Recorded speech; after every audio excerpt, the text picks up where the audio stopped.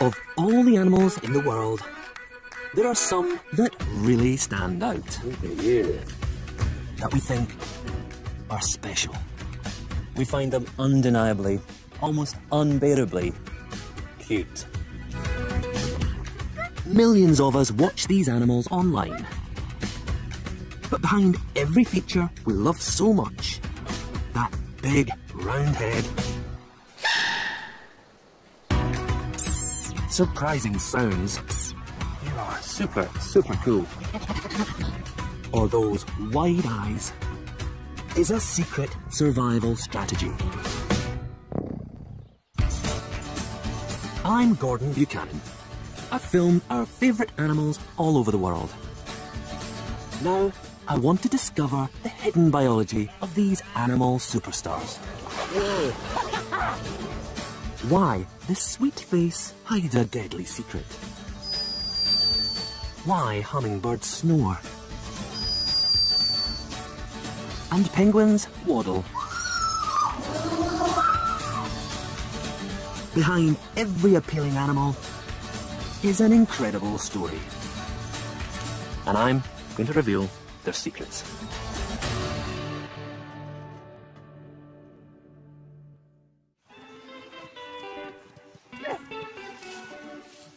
If you took a poll of the top 20 animals on the planet, I reckon these guys would be right at the top. They are fantastic. Those enormous ears, their trunks, beautiful eyes. I just love them. But we've all got our own favourites. Animals we find irresistibly appealing. Hello. How are you doing?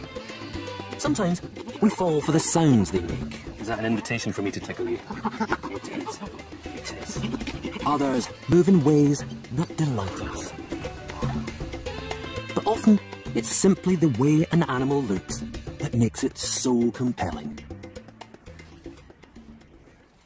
And they don't come much better looking than the iconic giant panda.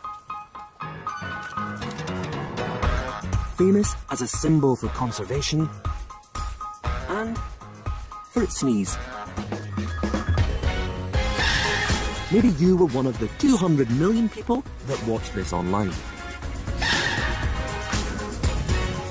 Our monochrome love affair began in the 1970s, when China gave the first pandas to the Smithsonian Zoo.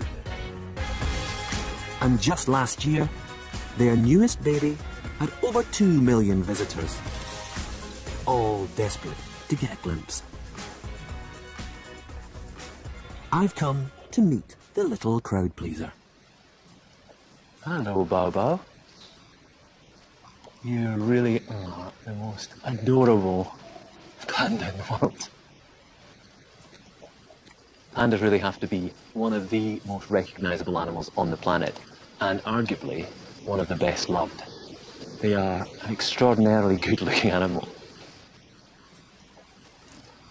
Now, pandas aren't the biggest of bears. If you want overall size, you have to look at brown bears or polar bears.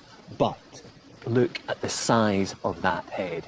It is much bigger, much rounder than that of any other bear. And it's that beautiful big face that really stops them looking like a predator. Makes them look less threatening.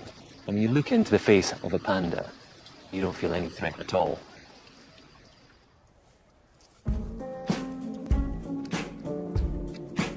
It's her beautiful face that makes little Bao so appealing. But why is it proportionately so much bigger and rounder than other bear cubs?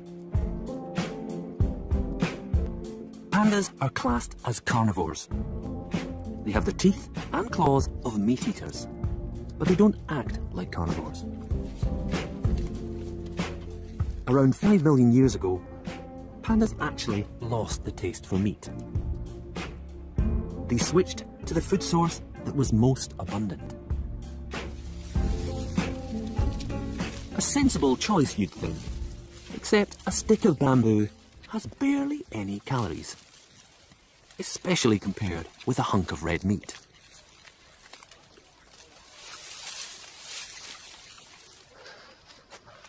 So the panda is a carnivore that has gone vegetarian, and it has chosen one of the toughest food sources around. This stuff, bamboo. They don't just eat these nice leaves, which, to me, pretty unappetizing. They will grind and pulverize even the thickest stems. Oh my goodness. You get into this stuff, look at all those splinters. A bear like the highly carnivorous polar bear can survive for days and days on a single kill, but for a panda to get enough calories to survive just eating this, they have to eat for, wait for this, 16 hours a day. Breakfast, lunch and dinner is bamboo. So to cope with the challenges of a bamboo diet, the panda's body has had to change, adapt and evolve to deal with it. Their stomach lining has grown thicker to deal with all those splinters. But it's the skull that has changed most dramatically. Just looking at this skull, you can see that it's unlike the skull of any other bear. The bone itself is much denser, thicker and wider, and that allows these huge jaw muscles to attach. This gives the panda a stronger bite force than a polar bear. And it's this bamboo diet that has created this massive head. A massive head that has such an extraordinary appeal for us. The irony is, when covered with fur, this mass of muscle and bone looks like a teddy bear. And Bao Bao's markings only make her more appealing.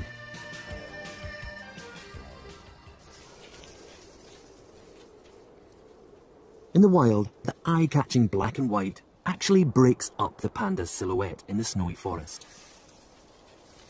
and makes the eyes look bigger, more threatening to rivals and predators.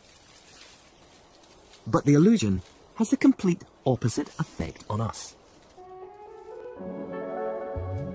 So why have we fallen for these oversized features? Well, bizarrely, it's all down to our own biology.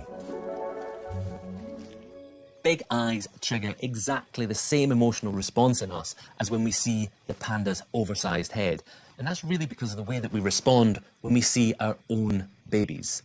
We're all born with these big heads and big eyes. And when we see those features, our nurturing, caring instincts spring into action.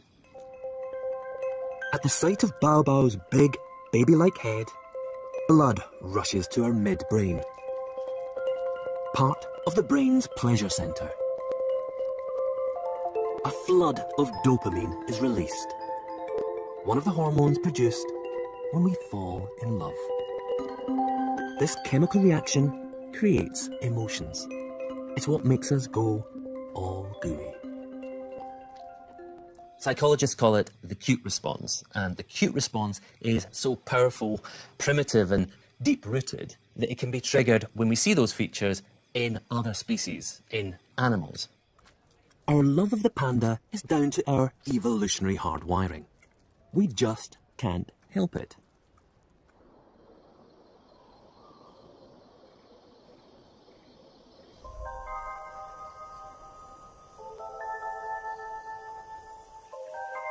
The power of the cute response was perfectly demonstrated a few years ago, when a funny little creature grabbed global attention.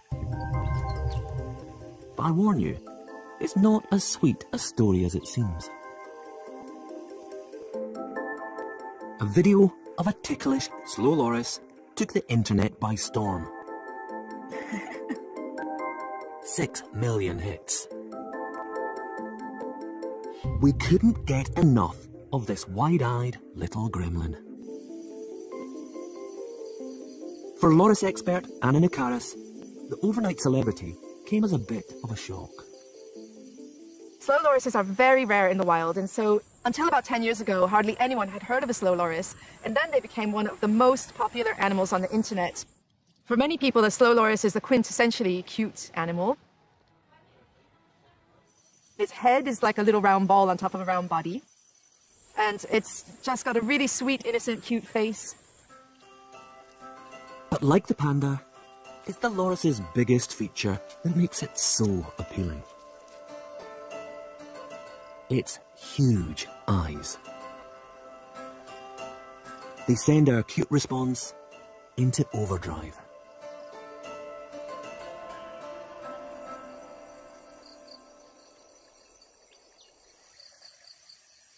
But it's in the wild that the true purpose of those incredible eyes and the dark side of the sweet little loris is revealed. Lorises are nocturnal. In the dark, their huge pupils dilate wide. This allows all available light to pass straight into the eye. It gives them excellent vision, even in the faintest of starlight, which they use to stalk and catch prey.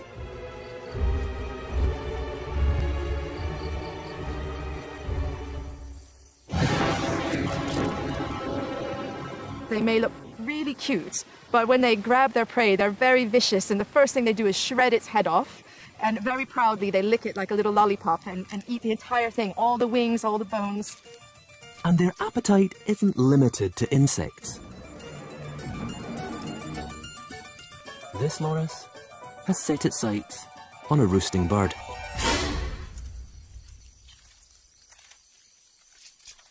If that isn't enough to put you off your dinner, they have an even more unsavoury skill.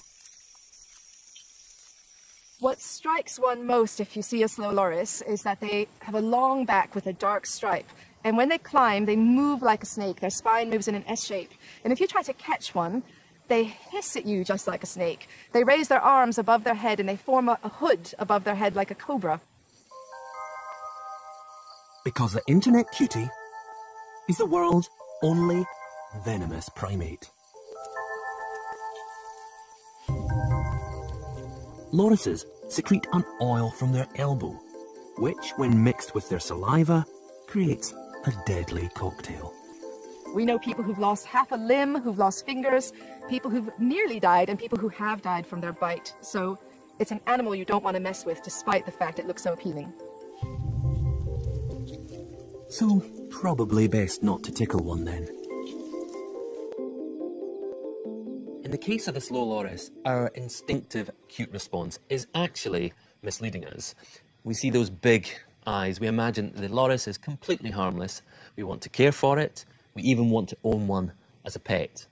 And clearly, as the world's only venomous primate, it's not the best animal to have around the house.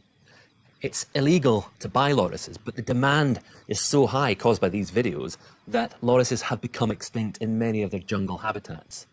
It's a cautionary tale that cute can be a curse.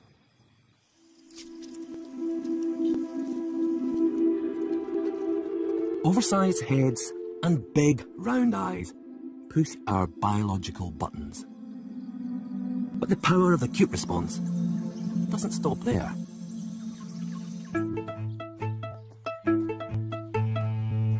I'm on my way to meet another animal favourite that proves that almost any feature can be a trigger, as long as it's big enough.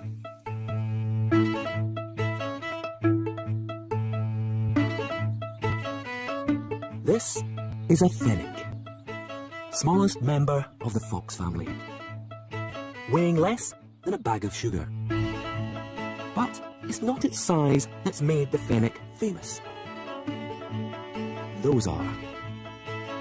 This little guy has the largest ear-to-body ratio of any carnivore. Have a look at those ears. They are phenomenal, completely oversized. Don't get me wrong, I'm a big fan of all foxes, but those ears really are extra special. Hello, is that Jay? You see as he's standing there, the ears are constantly rotating, twitching, just drinking up every single sound. He's showing off his specialist skill.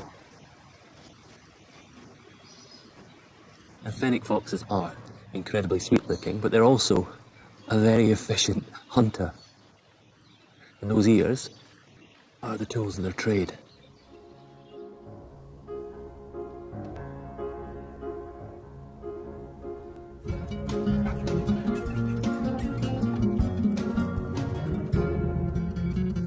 Fennec foxes live out in the shifting sands of the Sahara.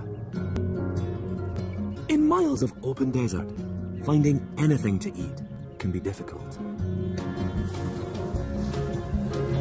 A game of hide and seek. But fennecs have two unfair advantages.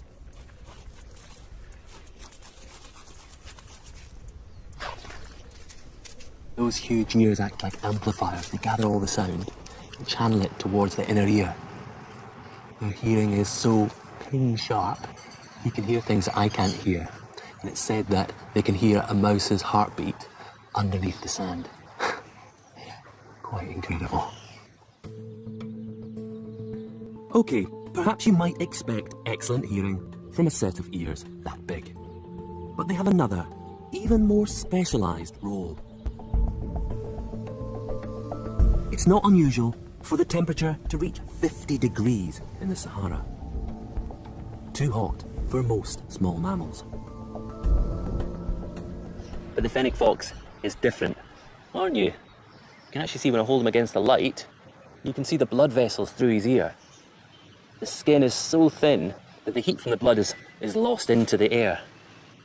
And this cooling of the blood, it allows him to keep his core temperature at a safe level. It's what keeps him alive.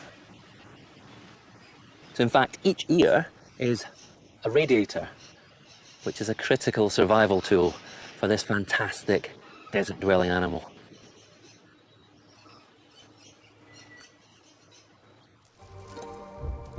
Facial features are clearly a key factor in deciding which animals we find cuter than others. But there's one last physical attribute that tops them all. An animal can have the biggest eyes, roundest face, but if it's not furry, then forget it. The word fluffy gets over 20,000 hits on search engines every week. The furrier the animal, the better. Which brings me to America's west coast. We associate fur with comfort, softness and warmth, and it's no surprise really that the animals with most fur live in cold places. So why then am I here in California? Well, the answer to that is that the furriest animal on the planet lives just out there.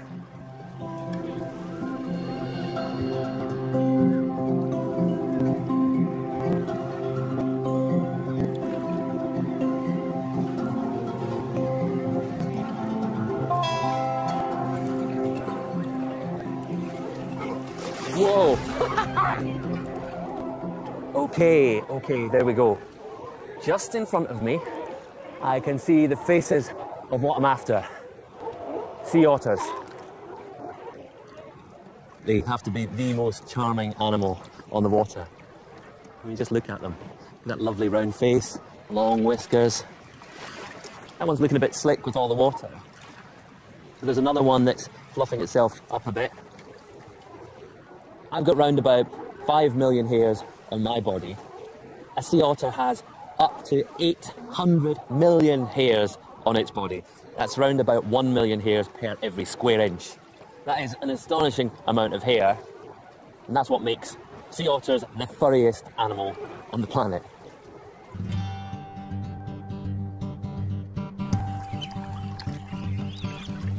There are 12 other species of otter around the world, all with impressive fur.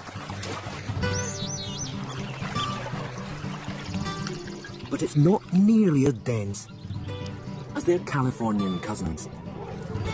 So just why is a sea otter so furry?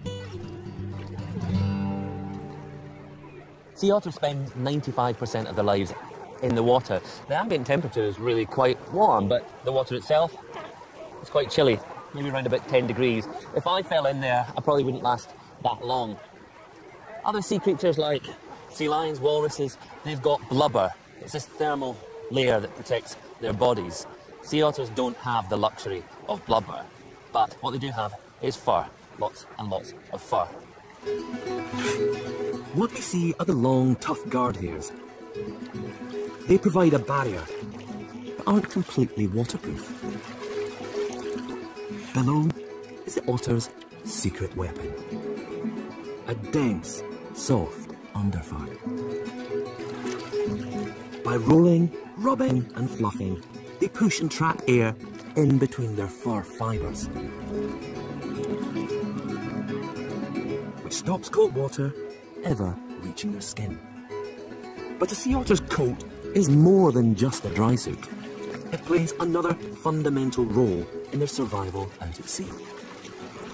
Sea otters are the most recently evolved marine mammal, and so they're not as fast as seals and sea lions in terms of their ability to catch, swimming fish. Here in California, they eat somewhere between 60 and 65 different species of prey items, typically crab, sea urchin, clam, mussel. One of the adaptations that sea otters have for eating these hard-shelled prey items is that they're tool users.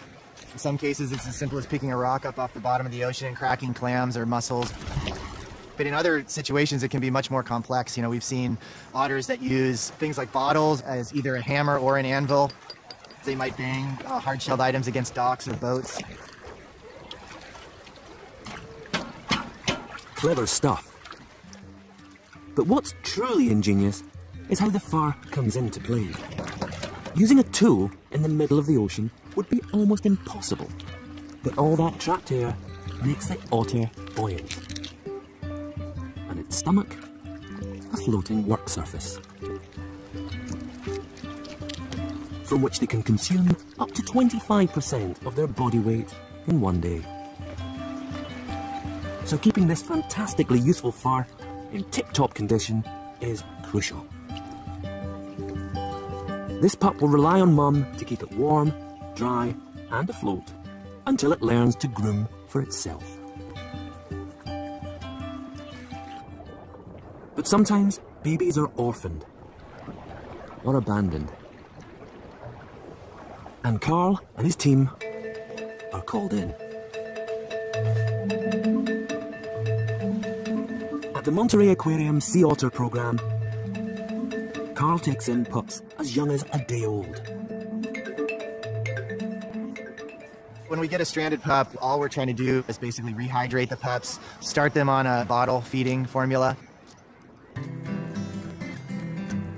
I should probably explain Carl's get-up. It isn't safety gear. This pup is about as dangerous as he looks. The mask stops the pup thinking Carl is his mother. If he's going to make it in the wild, then it's best he doesn't get too attached. To mimic the care that a pup would get from Mum, Carl and his team run an otter salon. We start out with big, broad towels to essentially absorb most of the water. And once the fur is sufficiently dry, we'll start incorporating brushes. The brushes then allow us to separate the fur and get the airflow down into the underfur. It might take 10 or 15 minutes at a time. That would be one grooming session. And we're doing this continuously throughout a 24-hour period with the pups. It's a tough job, Carl, but someone's got to do it. Their fur is so dense that they essentially float like little corks at the surface of the water, and the water itself is not actually contacting the skin.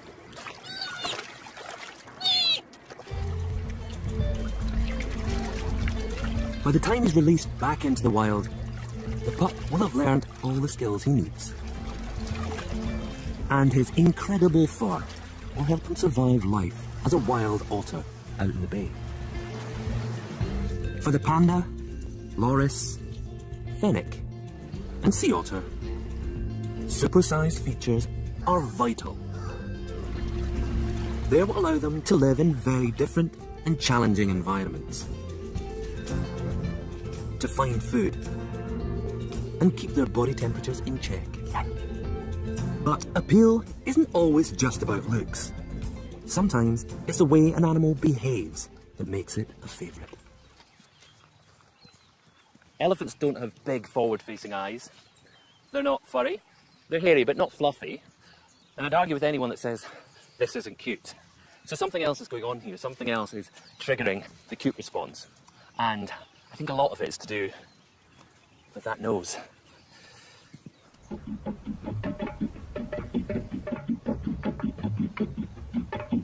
Like any newborn, the first few months of an elephant's life are a steep learning curve. Walking is tricky enough. But the extra appendage is even harder to get the hang of. Elephants are born with short, stubby trunks, but they elongate rapidly over the first few weeks. Mastering the movement can be a minefield.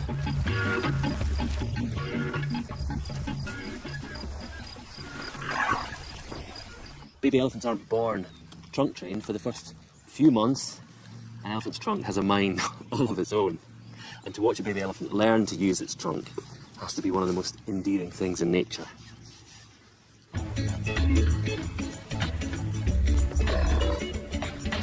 So why is a trunk so hard to get to grips with? Although we find the clumsiness endearing, for the elephant, this period of development is fundamental to their survival. Because the trunk isn't just any old nose. Elephants don't just use it to smell. It's a straw, a hose,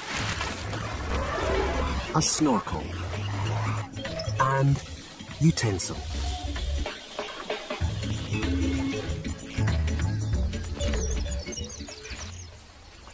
While almost every other limb in the animal kingdom uses muscle and bone together to create fine movement, an elephant's trunk is different. It has no bones.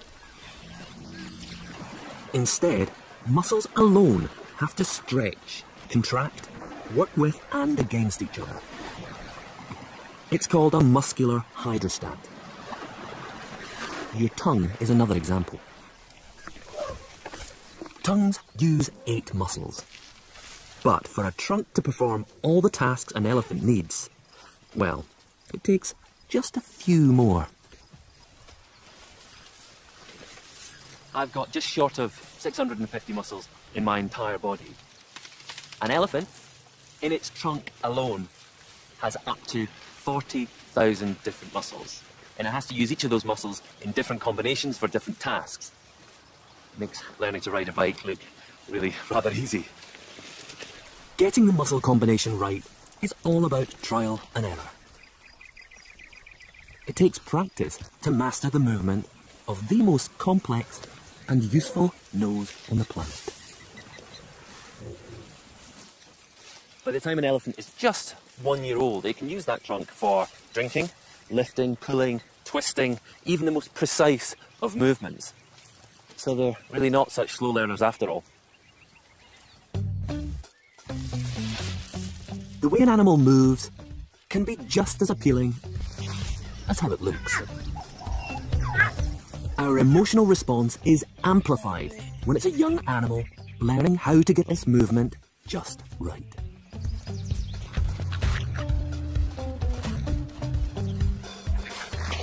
Clumsiness in babies of all species is another major trigger of the cute response.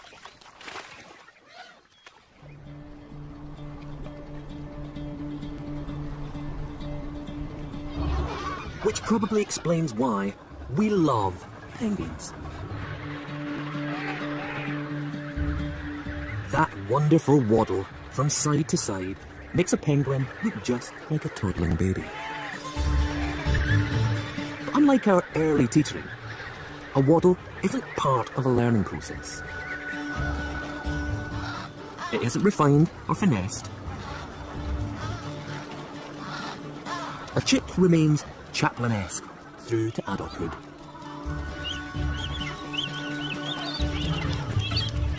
Most animals have evolved to get themselves from A to B efficiently. So why do penguins resort to waddling? Well, although they breed and bring up their chicks on land, most of their lives are spent in the ocean.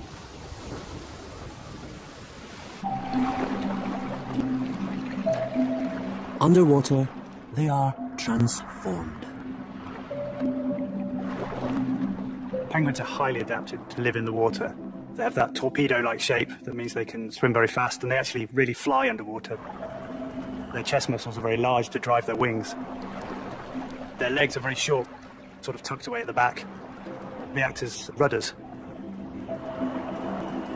They can reach bursts of 25 miles an hour, which compared to, say, an Olympic swimmer, it's about 6 maximum speed, so they're very agile. Emperor penguins, the largest penguins, can hold their breath for over half an hour and can reach depths of half a kilometre. So they're very accomplished divers and very accomplished swimmers. Underwater, a penguin is a torpedo in a tuxedo. But on land, these fantastic adaptations prove, well, to be a bit of a problem. Short legs and big feet don't help cover distance. The waddle was written off as an evolutionary handicap.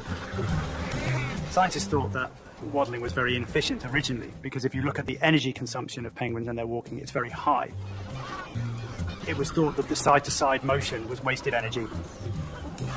But then a study of penguin locomotion made a surprising discovery. By swinging their body weight over one foot, then using momentum to pivot onto the next, penguins barely use their leg muscles at all. So it looks very inefficient, but it can actually recover 80% of the energy it's using for each stride for the next one. So it turns out that it's the best way to get about. If you aren't built to walk, then waddling isn't a bad solution. Imagine this is a penguin waddling. Rather than moving forward and using energy to pick up legs and feet, the penguin swings from side to side. Each swing stores up energy for the next swing. That way, penguin can use momentum and gain ground. Waddling might not be the most elegant way of moving around, but a penguin's ability to waddle allows it to survive under the water and on land. And penguins aren't the only animal whose iconic movement hides a surprising secret.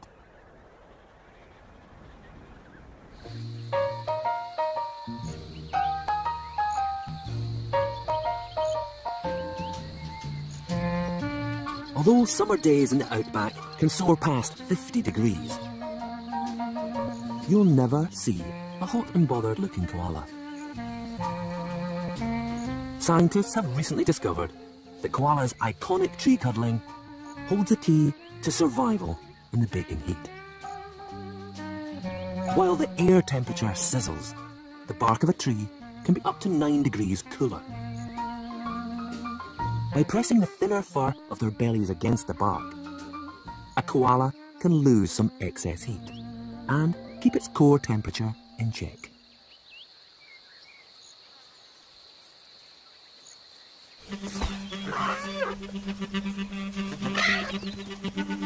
We find weird and wonderful movements incredibly appealing. But for the animals, they're perfect adaptations to get them around a problem. A dexterous trunk, a comic waddle, or a cuddle is key to success. But it's not just visual clues that trigger our acute response. Sounds can be just as powerful. This is Eli. He's a 5-year-old chimpanzee, and it is incredibly easy to see why our species has such a strong affinity for his species. I mean, look, we could be brothers. Well, brothers from another mother.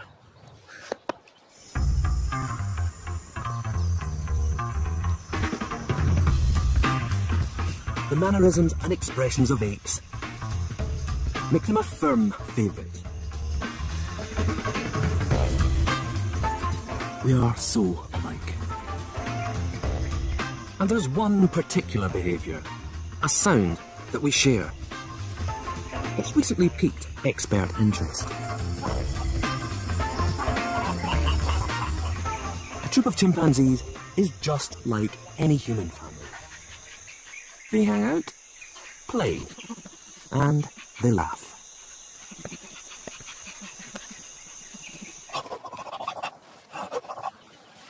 Eli is still a child, and like any child, he shows his enjoyment and his personality through laughter. You tickly. You tickly. You are.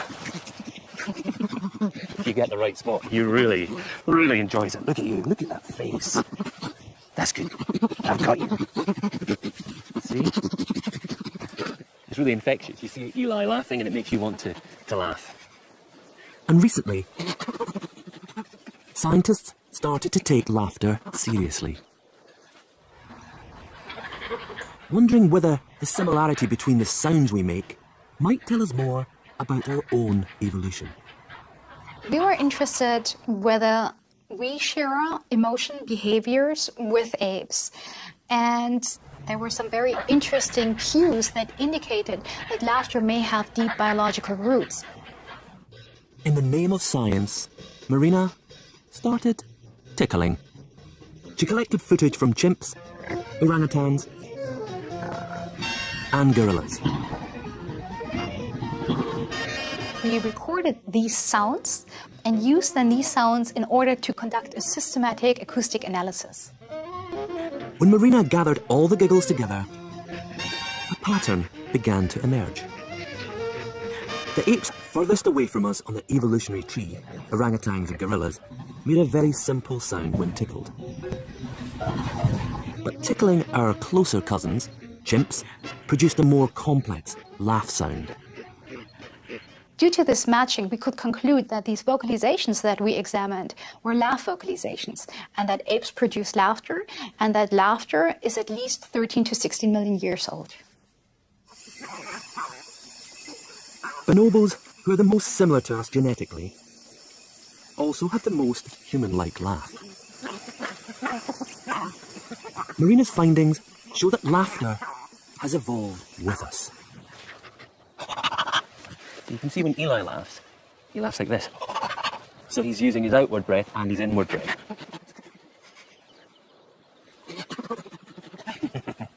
You see what's happening? When I laugh, it's on the outward breath.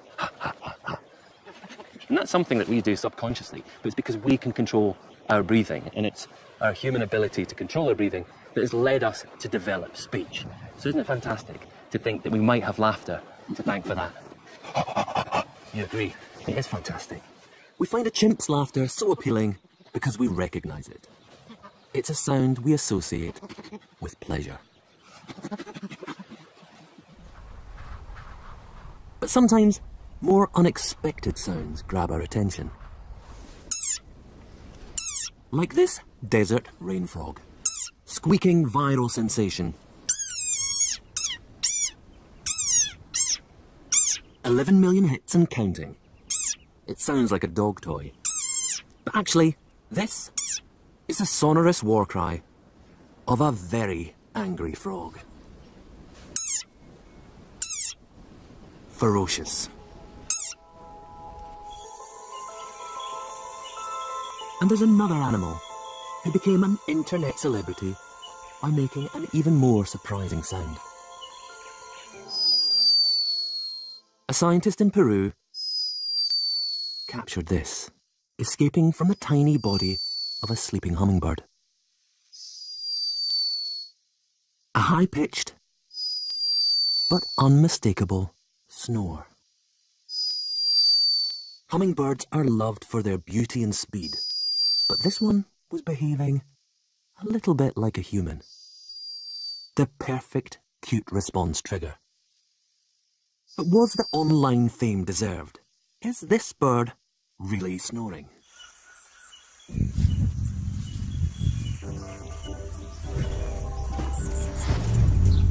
Even before the snore, hummingbirds fascinated scientists.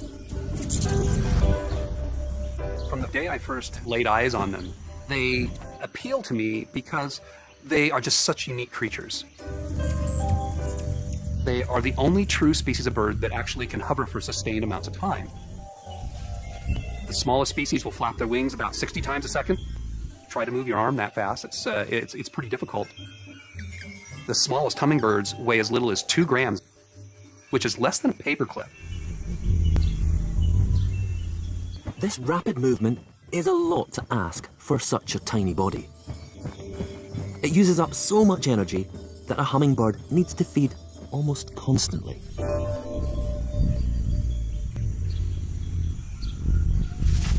A sugar-rich hit of nectar every 15 minutes. During the day, regularly sipping nectar gives a hummingbird enough energy to survive. But they can't do this for a full 24 hours.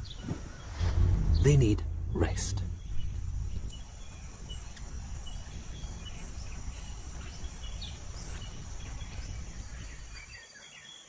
The sun's about to set, and fairly soon I'm going to want to go to sleep. That's not a problem, because through today I've taken on board more than enough calories to see me through the night. But a hummingbird has to feed every 30 minutes or so, even when it's not flying. To sleep through the night without feeding could be incredibly dangerous. So the hummingbird is left with one drastic option, and that is to shut down entirely.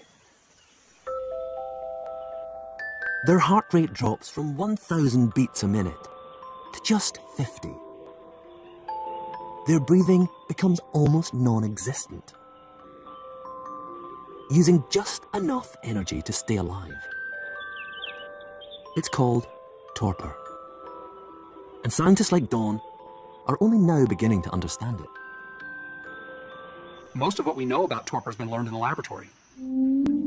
We take a hummingbird and we will put it in what we call a metabolism chamber. We measure the oxygen content of the air. If their oxygen consumption gets really, really low so that it's even difficult to measure, then we know that the bird is in torpor. The internet footage is actually from an experiment very similar to Dawn's. The hummingbird has spent the night in torpor to save energy. But that doesn't explain the snoring. Sleep and torpor are very different. When we go to sleep, our lungs are still working, our hearts are still beating away, and we can wake up really quite quickly. But for a hummingbird to come round from torpor, it has to kickstart its entire body. It has to get its breathing and its heart rate back up to speed. Which is exactly what this hummingbird's doing. The sound is actually a byproduct of them gasping for oxygen, much like air rushing across, say, vocal cords would. Coming to with a snore of sorts. The very sweet side effect of a fascinating survival strategy.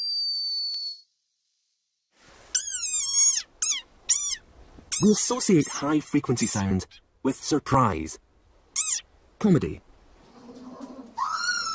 And coming from such unexpected animals, they're pretty funny.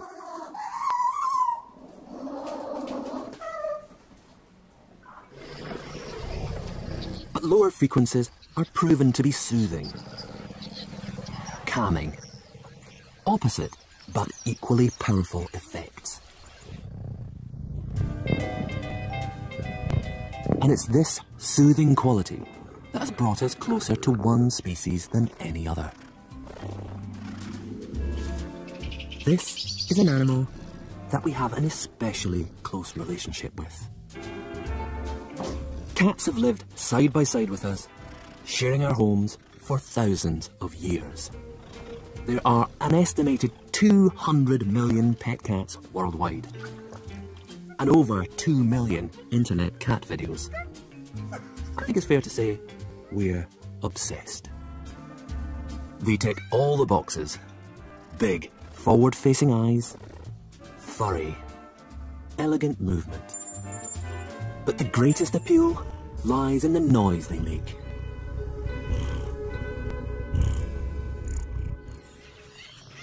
I'm not much of a pet cat person. Sahara here is much more my kind of feline. She is an 8-year-old cheetah, and she is absolutely beautiful. But she's also a very powerful predator.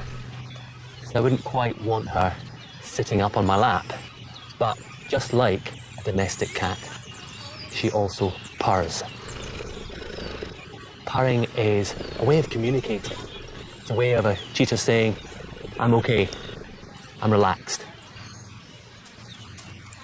And they do it when they're grooming, and they do it when they're with their cubs.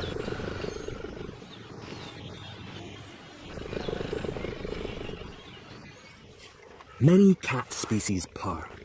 Cheetah to moggy. It's made when the muscles in the throat contract and relax, making air vibrate past the voice box.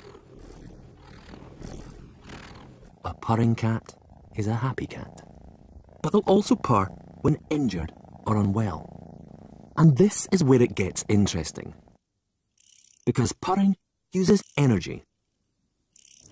And why would a poorly cat waste precious resources? Her purr really is incredible. You can't just hear it, you can actually feel it thrumming and vibrating through her whole body. And new research has suggested that purring might have some hidden health benefits.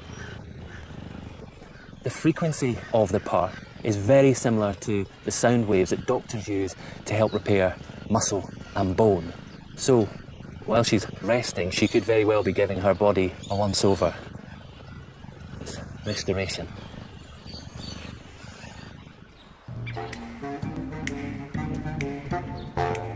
But unfortunately for us, a purr is not all positive. Cats were first domesticated over 9,000 years ago, which means they've had plenty of time to get to know us. Perhaps too much time. Recent research discovered a second type of purr that cats use. Not to heal, but to get their own way. It's louder and more urgent. And the masterstroke is that extra high pitch. A peak of 600 Hz, which mimics the frequency of a human baby's wail. Cats have perfected a purr that we find impossible to ignore. Using it when they want to be fed or to get a stroke. It's psychological manipulation. We are powerless to the purr. Cunning and incredibly clever.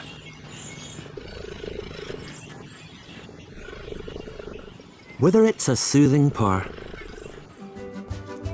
a massive head, or a sweet little snore, the reasons we love certain animals are as diverse and different as the animals themselves. Every comic movement, oversized feature, and wonderful sound tells a story of evolution and survival. Extraordinary lives need extraordinary features. It's what makes these animals successful. But the way that we are drawn to them, our cute response, really is just a bizarre accident of our biology. The way they look, the way they sound, the way they behave, their biology. That's what's really interesting.